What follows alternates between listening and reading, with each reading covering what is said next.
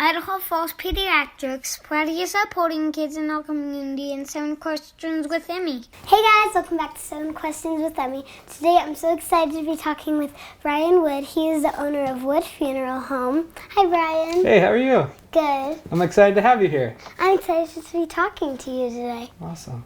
You might know him from, my dad did a Feel Good Friday here, wasn't it? Here?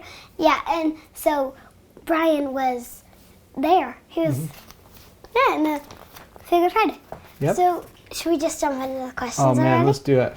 Okay, question number 1. What does a funeral director do? Okay, so let me respond to your question with another question. Did you know a funeral director actually has 2 jobs?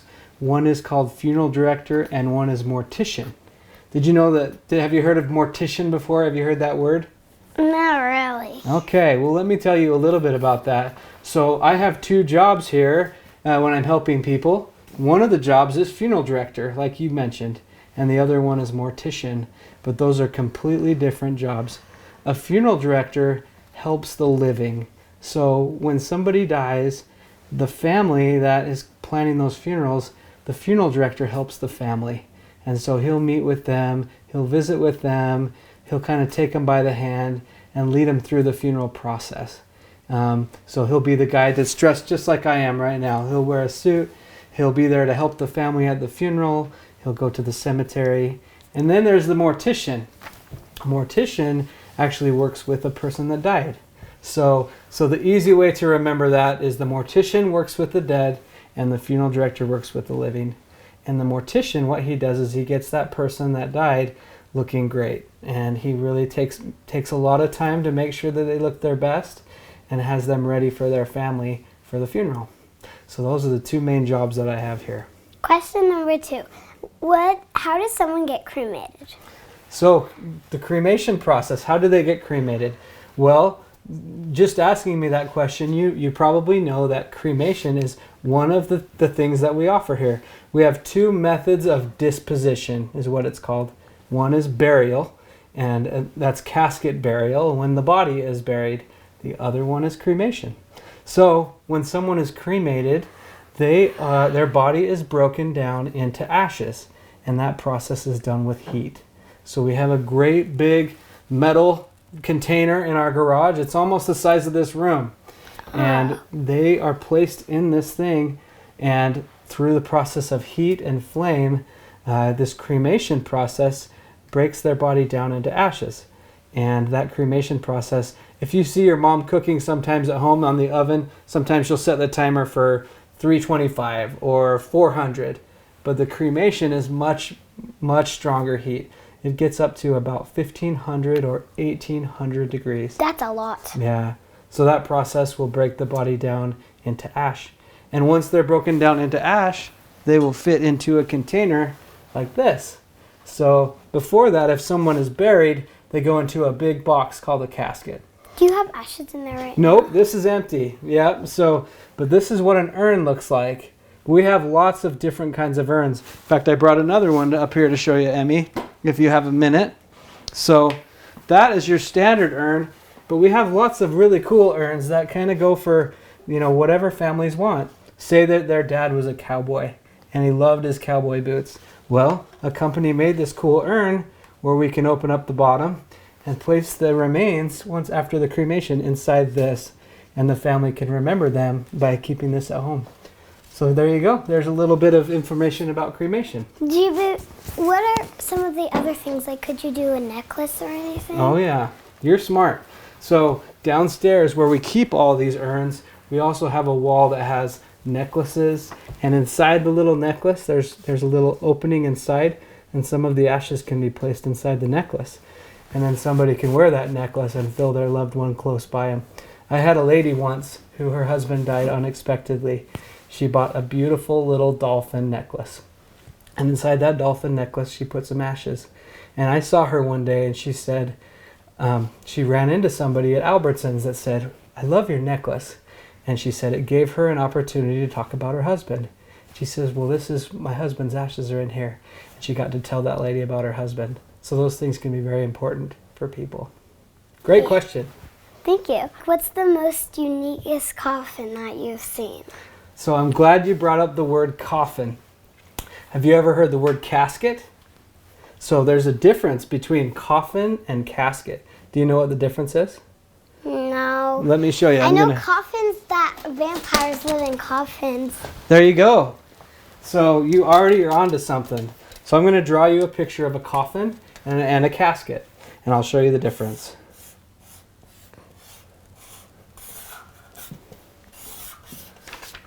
So that's a coffin, I think. There you go.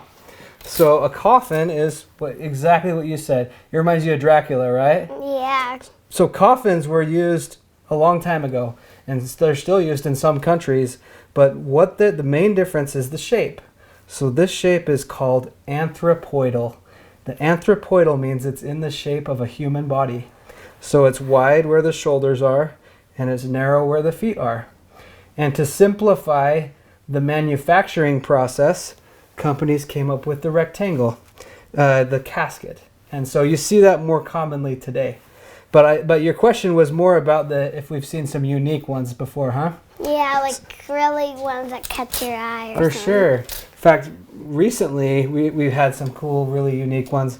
One thing I've seen families that put their favorite sports team, they wrapped the car. You know how your dad drives a car that says East Idaho News on the side?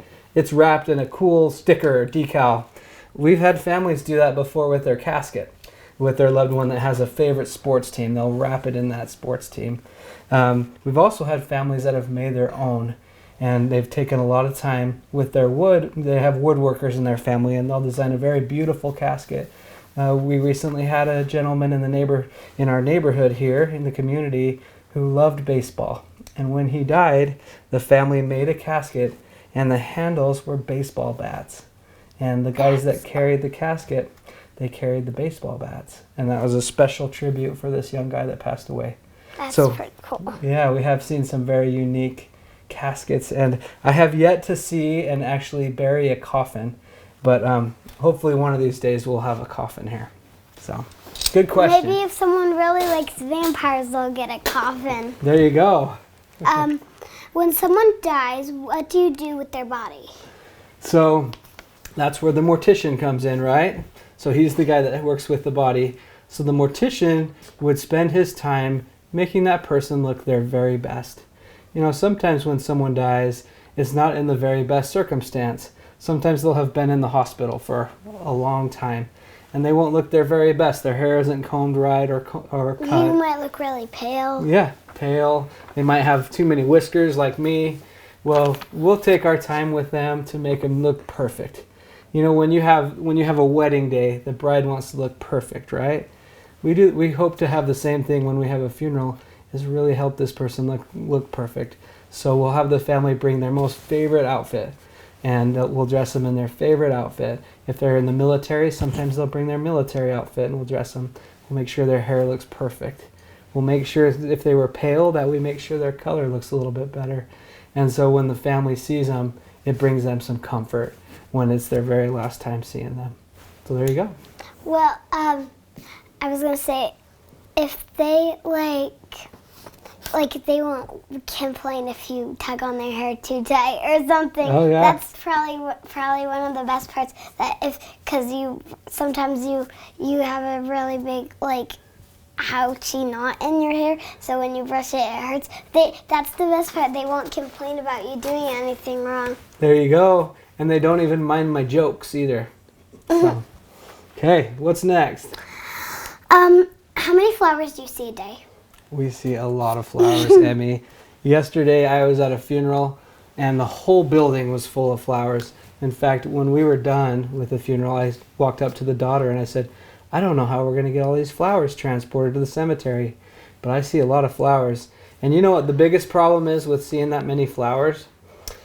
Us guys that are married, we always are trying to find ways to do something nice for our wives so they're happy.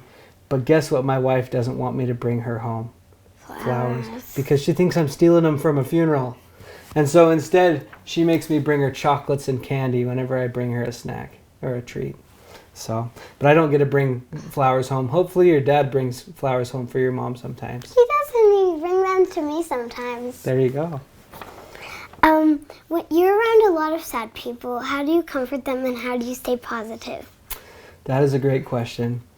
Earlier today, while I was thinking about that, I actually got a hold of somebody I helped 14 years ago here when I was a young funeral director. It was early on. I had only been a funeral director for a short time, and I was still trying to figure out my role here and how to help people and how to lead them through such a hard process. In fact, that family gave me permission to show a picture of their family, and I'm going to show that to you. So years ago, I helped this family. 14 years ago, Long time. this beautiful little girl sitting in the front passed away in an accident, and it was the first time I had dealt with a very difficult situation. And when the mom and dad, Mike and Holly, came in to see me, the first thing that went through my mind is that my oldest daughter was almost the same age as this beautiful little girl, Macy. And it allowed me to put myself in their shoes. And I felt some of the pain that they were feeling. I could see how terrible and how hard it would have been to have lost my daughter.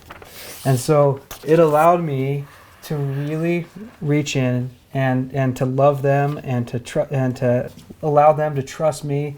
And they gave me this picture after the funeral, and I've kept it on my desk ever since. I've had it on my desk almost 15 years. Every day when I come into work, when I come to my desk, it's a reminder to me to make sure I always show the greatest amount of love and support that I can for every family that walks through the door. And so that's what I try to do, Emmy, is I try to put myself in their shoes and try to picture how hard it would be to lose a loved one. And then I, as a funeral director, do all I can to help them through that process. So there you go. What's something we might not know about your job? One thing you might not know about my job, and what everybody asks me, is how I could have such a hard job. Seems like it'd be a hard job, huh? Working with people that are going through such a hard time, right? Well, what I tell people is it is a great blessing to be able to help people. And I think any job where you can help somebody, you're ultimately happier in the end. Even though I have to help people through a very difficult time, at the end of the day I can go home and I can look at my family and realize that life can sometimes be short. And it makes me more grateful for the things that I have in my life. So I'm a very happy person. I love my job. I love helping people through a difficult experience. I love the relationships that I gain from taking care of these people. And it ultimately helps me be a better dad to my kids and a better husband to my wife.